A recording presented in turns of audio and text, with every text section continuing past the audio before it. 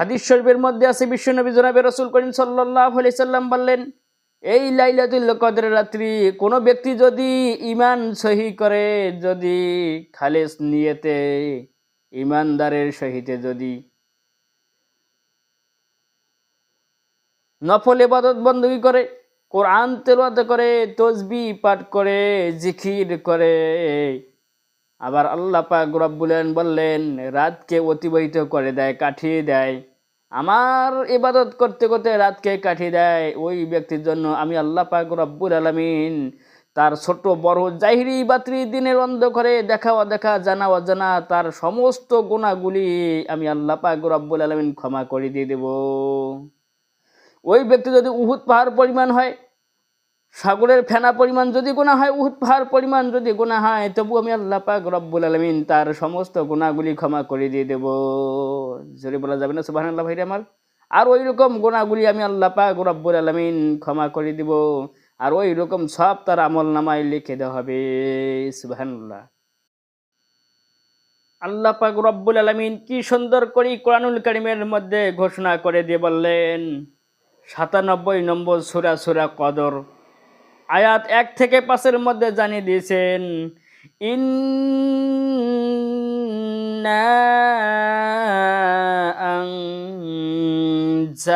আনজালনাহু ফি লাইলাতুল কদর।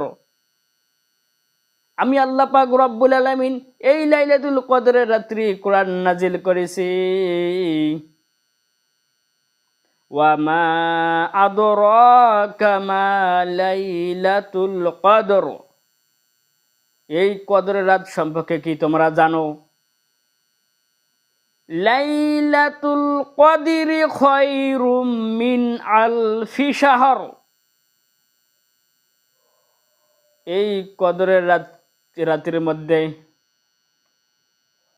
কদরের রাত হচ্ছে হাজার হাজার মাসের চেয়ে উত্তম বলে আল্লাহ পাক রব্বুল আলামিন ঘোষণা করে দিয়ে বললেন, তানাজ্জালুল মালাইকাতু ওয়া রূহু ফিহা বিইযনি রাব্বিহিম মিন কুল্লি আমর।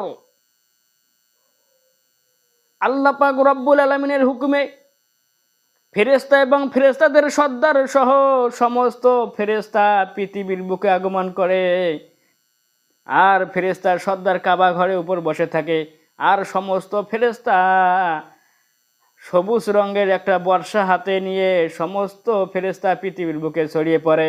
কোন কোন ব্যক্তি আল্লাহর ইবাদত বندگی করে, কোন কোন ব্যক্তি